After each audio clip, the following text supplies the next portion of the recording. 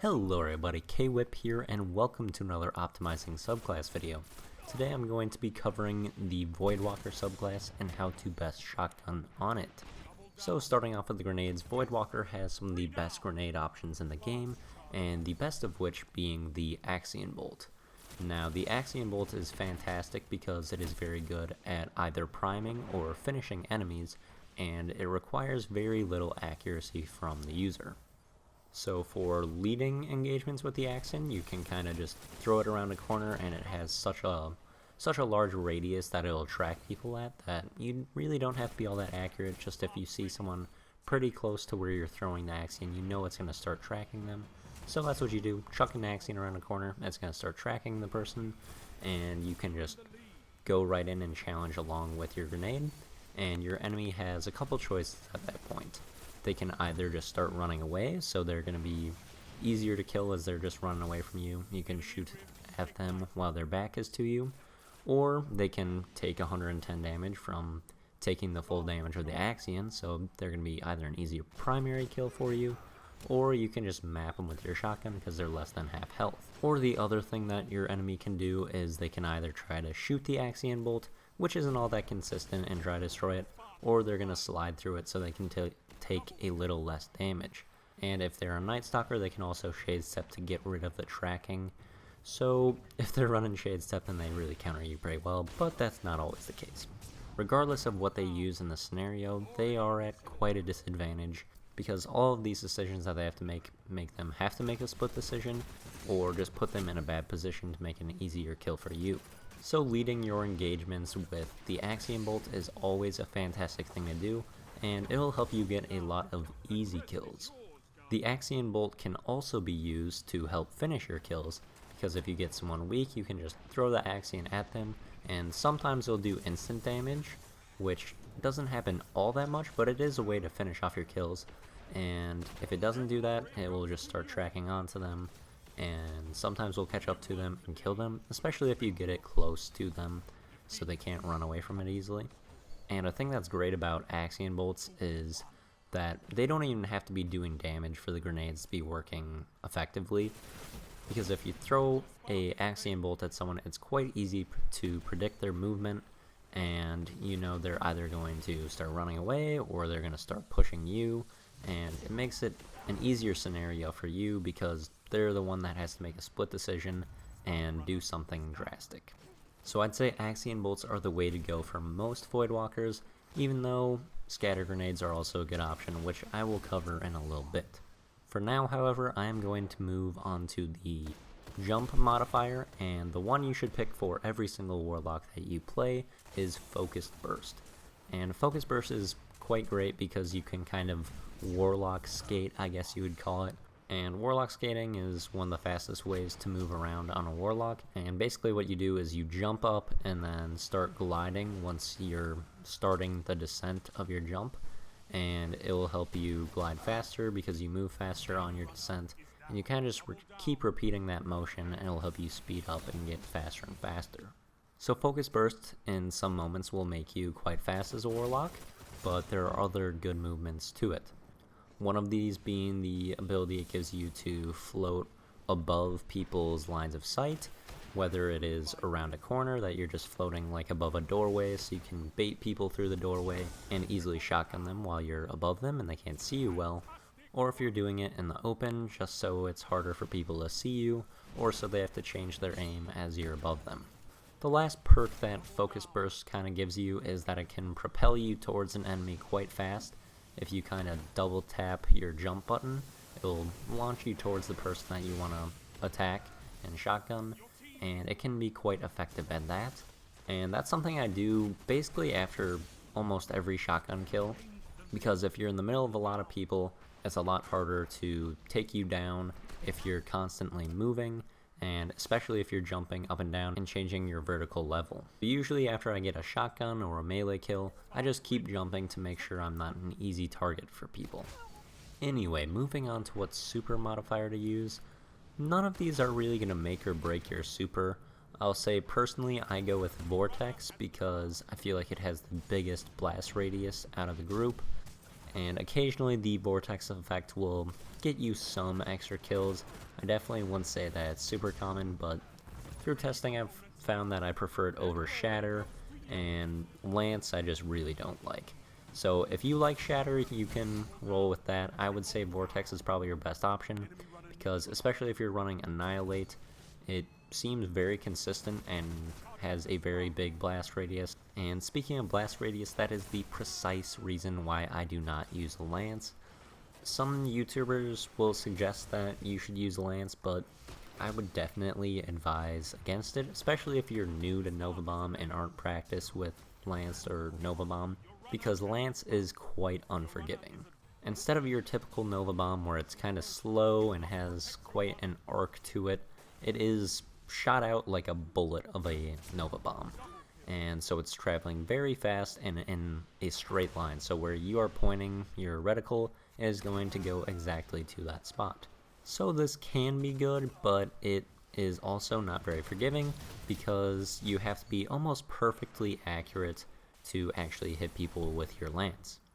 I also feel like if people are jumping at all, it is just an absolute nightmare for Lance, because as I said, there is no drop on Lance.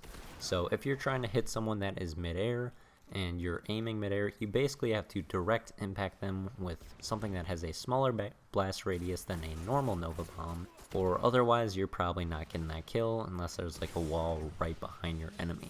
So I feel like you're going to fail a lot more Novas with the Lance modifier equipped, especially if you are not running the Annihilate perk.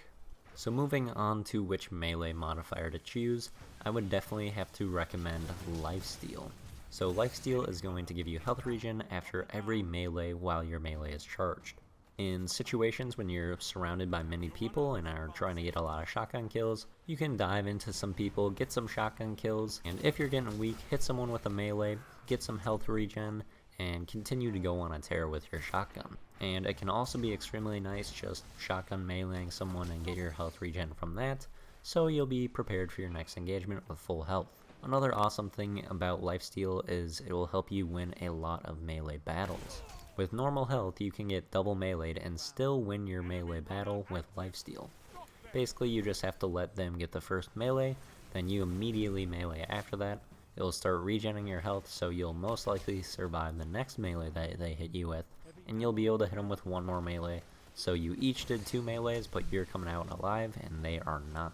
Another awesome option for the melee modifier is Surge, and Surge increases your weapon and movement speed after hitting someone with a melee. So this basically just makes you super fast, and you can run around and close gaps faster on people with your shotgun, and be able to kill them more effectively, as well as reload and aim in faster, which is also quite helpful. And Surge just feels really nice, you feel really speedy, and it's quite helpful. But overall, I would still have to recommend Lifesteal over it. So moving on to the next column, the best options in my opinion are Annihilate and the Hunger, and the Annihilate increases the size of explosions made by Nova Bomb and grenades, and this is just kind of a consistency thing. I used to really not like Nova Bomb as a super, because I felt like I was failing a lot of supers and I would get people really weak and not kill them, and I actually thought Nova Bomb was bad. But then recently I've started using Annihilate, and those problems are completely gone. Nova Bomb is becoming one of my favorite supers quickly while using Annihilate, and feels extremely consistent. Using it with Axion bolts, haven't noticed much of a difference with it in that regard, so doesn't help grenades all that much from what I've seen, but when it comes to the super, it feels a lot more consistent. The option I prefer, however, is the Hunger, and the Hunger increases the duration of the energy drain effect. So what this does is, as long as you're pairing it with Embrace the Void, which I'm going to suggest in a second, after getting a kill with either your grenade or your super, or getting a hit with your melee, you will start quickly regenerating your grenade again. So when you get a kill with either your Axiom Bolt or your super, you will have another grenade in about 4 seconds, and same deal if you even just get a hit with your melee. So in that column, it's kind of a toss-up between the Hunger and Annihilate. Usually I kind of decide which one I want to use based on what exotic I'm using, so I'll cover that in just a second. But for the last column, It's kind of clear cut on this one. I think Embrace the Void is by far the best option.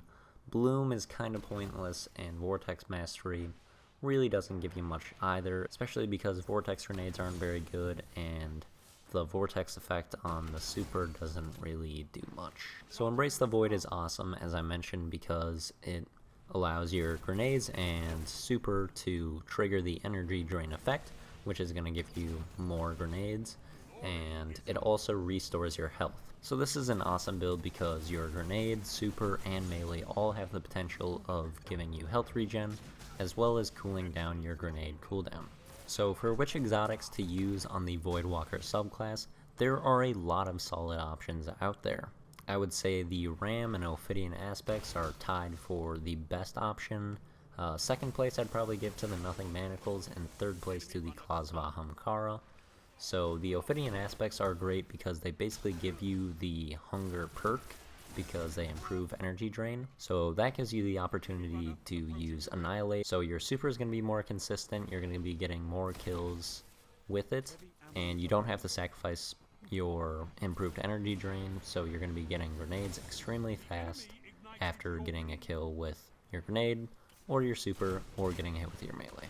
And the Ophidian aspects also give you some great things. They give you quick draw on all your weapons, so you're going to be pulling them out faster and scoping them in faster, which is a huge advantage.